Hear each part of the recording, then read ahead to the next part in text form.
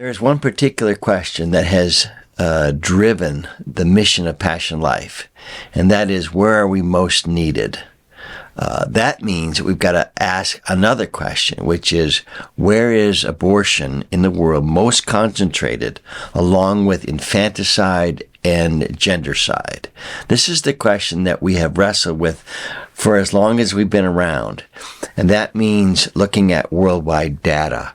I want to show you the map that we use to simplify that data, and it shows that really our mission field is concentrated in 3 parts of the world. On the left of this map, you see the Caribbean, and it explains why we do so much work in Cuba today. Cuba has traditionally been the country with the highest rate of abortion per capita, and that's why it's been top on our list.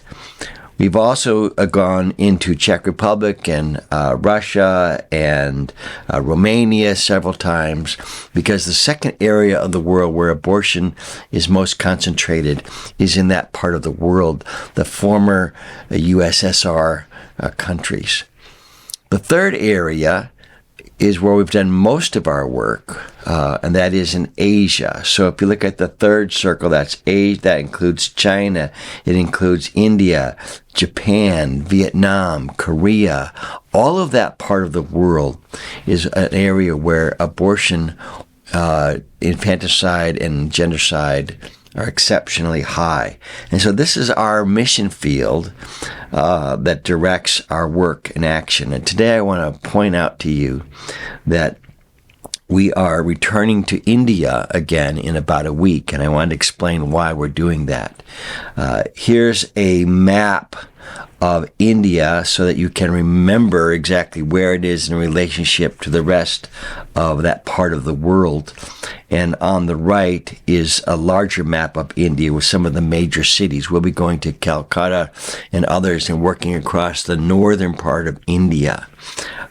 We first went to India a number of years ago. Here's a picture of Mark teaching the 4 questions for the very first time with a group of pastors in India. And since then, we have identified who has received this message the quickest and gone out and begun to reteach it to others. And among those, we have found Pastor Amit Paul. Here's a picture of Pastor Amit Paul actually teaching the 4 questions among a group of pro-life women's leaders in Bangladesh. So that was very exciting. And we've continued to work with Pastor Amit. He's the one that's been really doing the pioneering work for us. And we're going to work with him now in the next couple of weeks. What I want to share with you in this last slide is information about India, and it comes from Operation World. I just wanted to introduce Operation World to you as a website that you can go if you want to start praying for the gospel to spread throughout the world and for the Great Commission to be fulfilled. Then Operation World really is a prayer guide for thousands and thousands of people that want to pray for the advance of the kingdom through missions.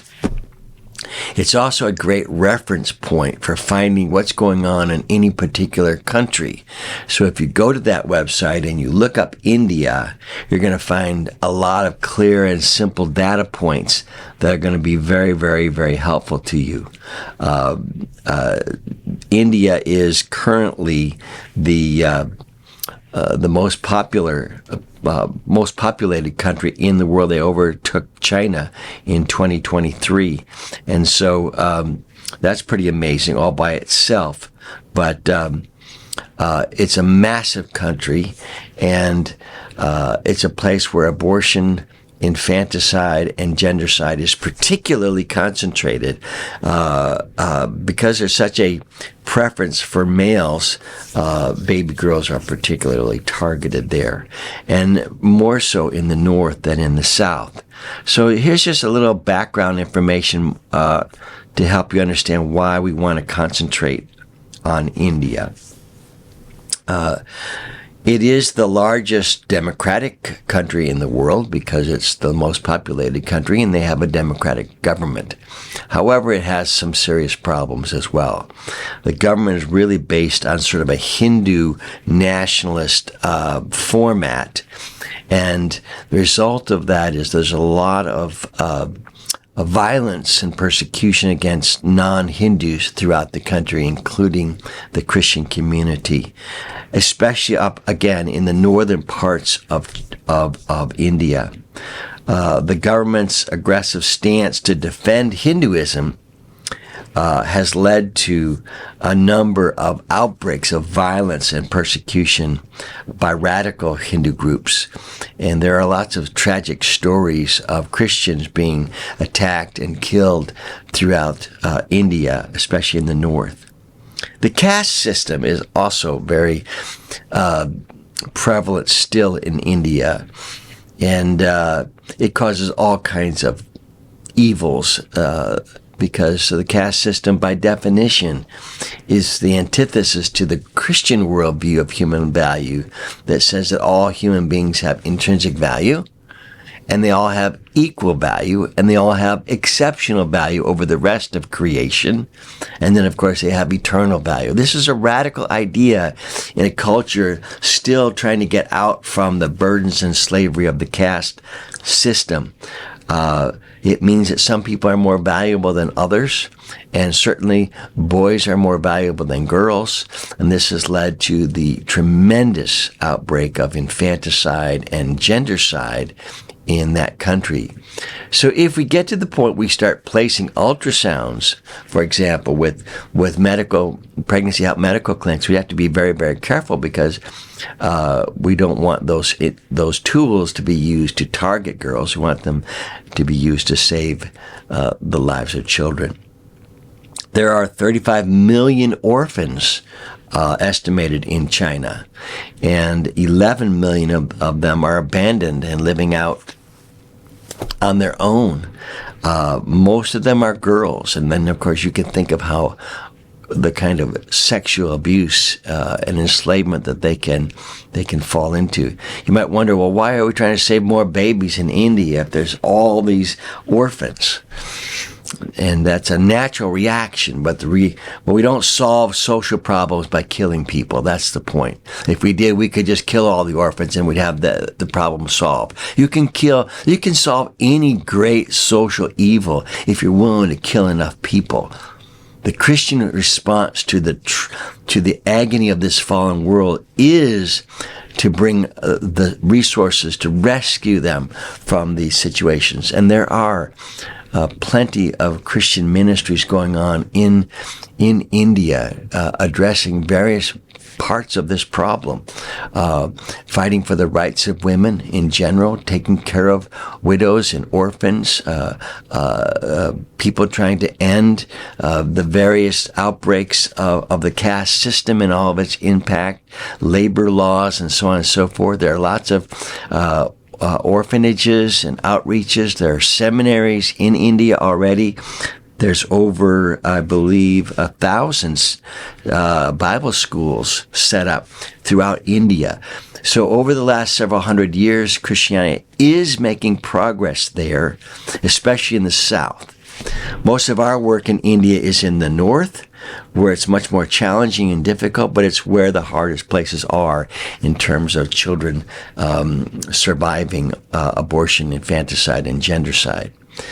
All of this to say that our team here at PassionLife is not yet satisfied with the amount of effort that we've been able to put into India.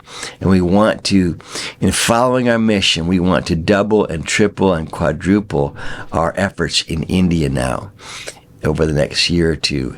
And we are leaving now for India in just a matter of days.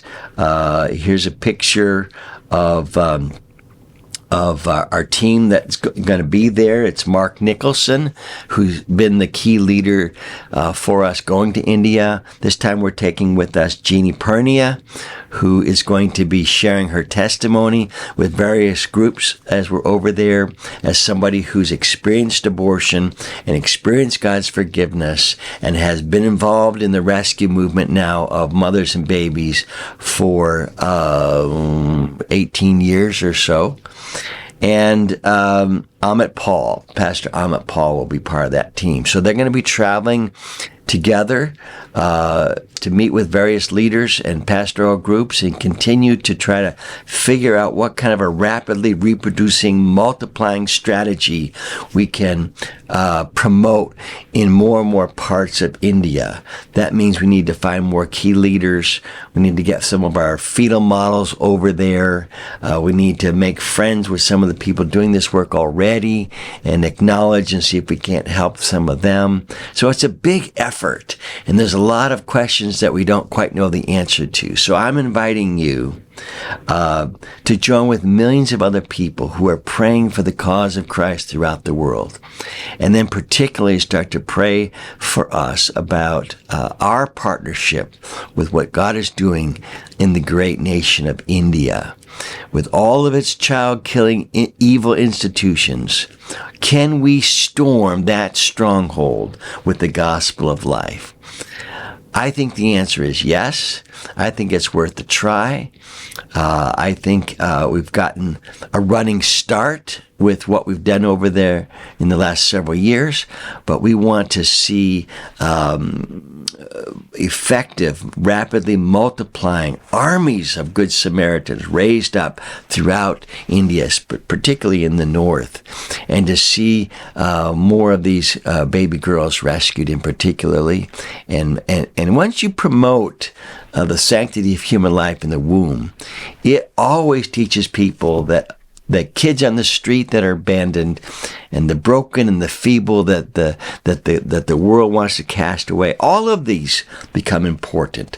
So we're not just raising up an army to save the unborn. We're raising up an army of people to rescue human beings wherever they fall on the continuum of need, even though our entry point is on the moral crisis of abortion.